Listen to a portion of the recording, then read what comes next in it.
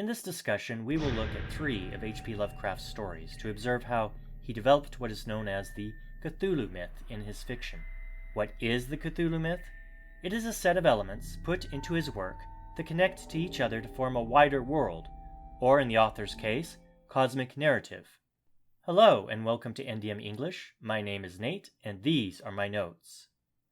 Myths, as defined by the comparative mythologist Joseph Campbell, are symbolic constructions that create an understanding of ourselves and our place in society and the larger world.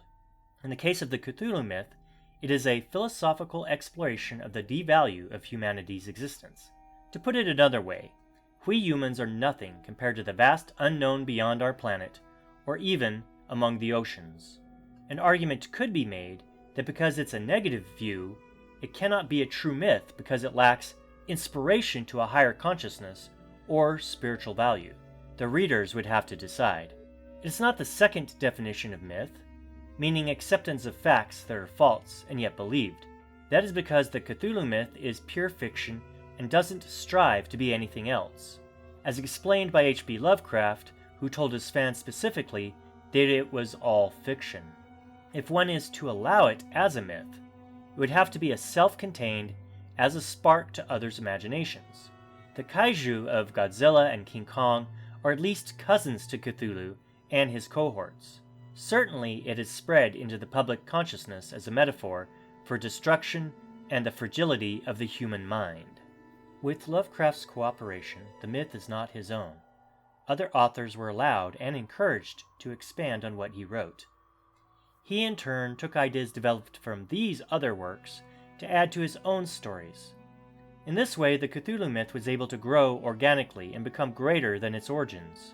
Because of this, the myth has become complicated and sometimes contradictory. This is the case even within his own works. Arguably, he didn't want to develop a specific list of demigods, demons, and entities. They were background to the stories he wanted to tell. Ignoring all the expanded stories from other authors, there is still enough to recognize a rudimentary structure. None of it came all at once, but there is a gradual progression of mentioned names and descriptions that bind several stories together. They have come to be known as the Cthulhu Mythos Cycle. From the story The Dunwich Horror comes a passage read out of a fictional, forbidden book that puts Cthulhu's place in the myth into perspective. The old ones were, the old ones are, and the old ones shall be, not in the spaces we know, but between them. They walk serene and primal, undimensioned, and to us unseen. Yog-Sothoth knows the gate. Yog-Sothoth is the gate. Yog-Sothoth is the key and the guardian of the gate. Past, present, future, all are one in Yog-Sothoth. He knows where the old ones broke through of old, and where they shall break through again.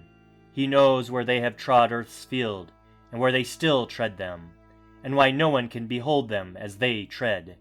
By their smell can men sometimes know them near, but of their semblance can no man know, saving only in the features of those they have begotten on mankind. And of those are there many sorts, differing in likeness from man's truest idealon to that shape without sight or substance, which is them. They walk unseen in foul and lonely places, where the words have been spoken and the rites howled through at their seasons. And the reading from the book continues.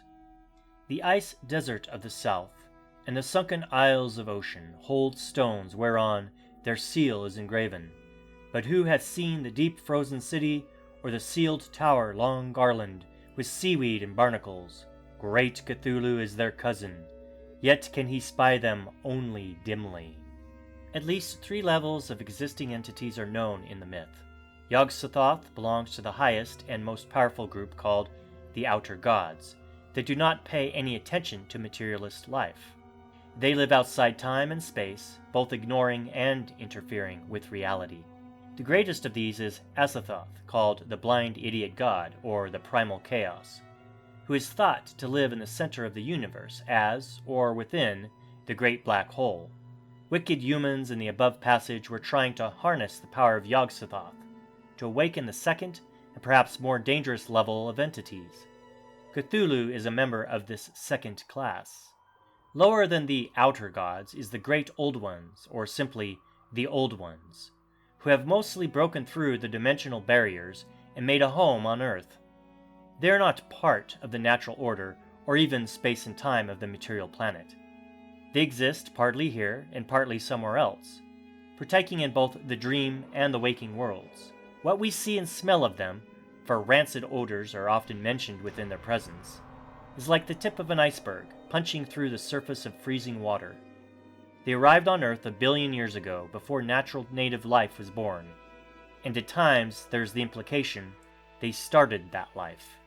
Representing yet another ancient group is the Elder Things, who came from space and colonized Earth about the same time as the Old Ones entered the scene. They are described as made from crude material matter like the native life, but far different configuration as an alien life form. Their form seems to be both animal and plant, with no father or mother.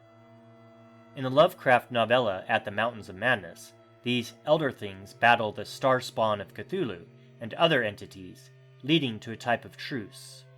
With superior technology, the Elder Things create blasphemous Shoggoths that have no consistent body form, and therefore can transform into whatever the Elder Things need them to become as tools. These terrible creations rebel against their slave masters and contribute to the downfall of the Elder Things, bringing their civilization to an extinction. The Shoggoths disappear and yet remain among the most feared of entities. A deep sleep dreaming overcomes the Old Ones as they wait for their time to once again awake and rule the world as they once did eons ago.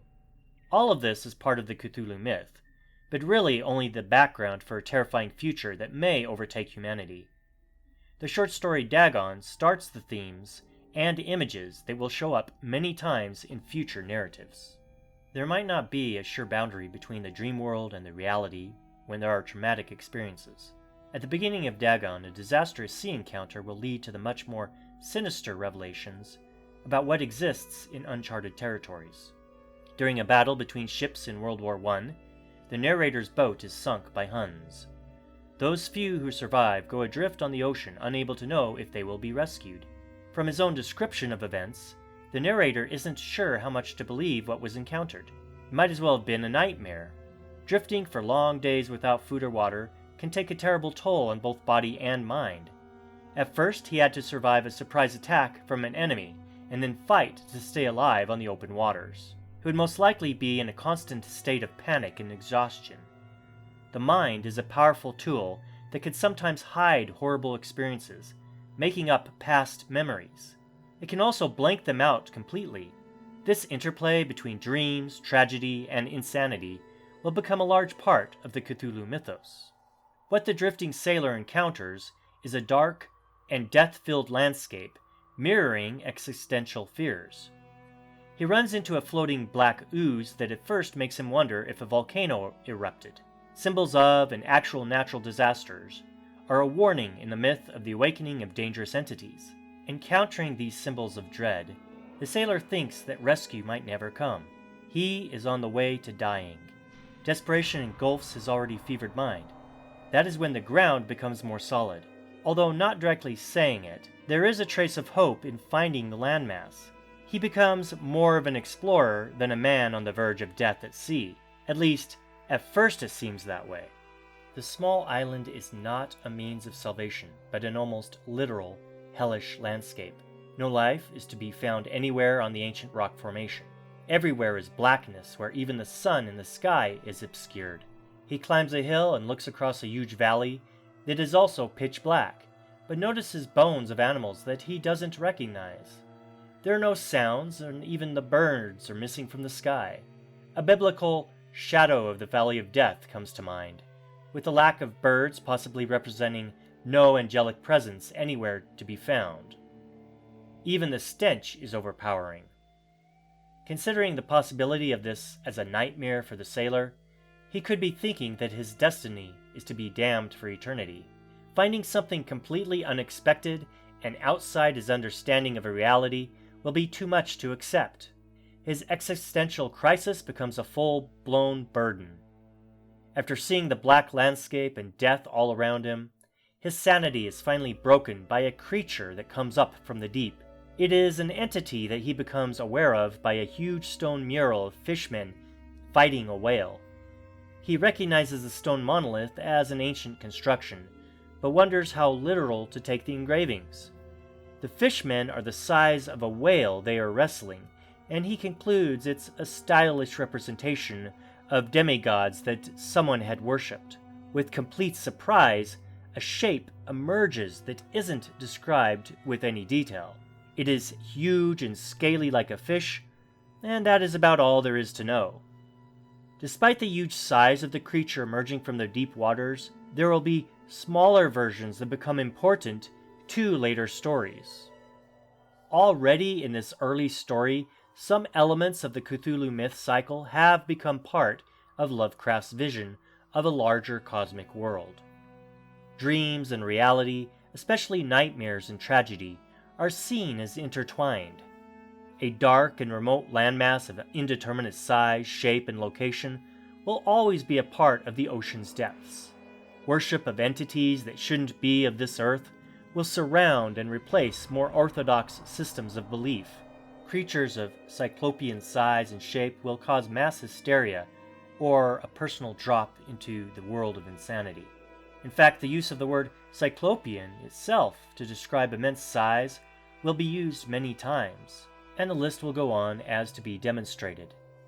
This little story that seems inconsequential at first is the cornerstone of all the rest. Comment below for what interests you about the Cthulhu myth. Can it be defined as a myth? Make sure to click the subscribe button and notification bell for future programs. In the next part, we will discuss how Lovecraft took what was set up in Dagon and built his literary myth. The two stories, The Call of Cthulhu and The Shadow over Innsmouth, will be used as examples of how the myth narrative grew into what is now a modern legend. Thank you for listening.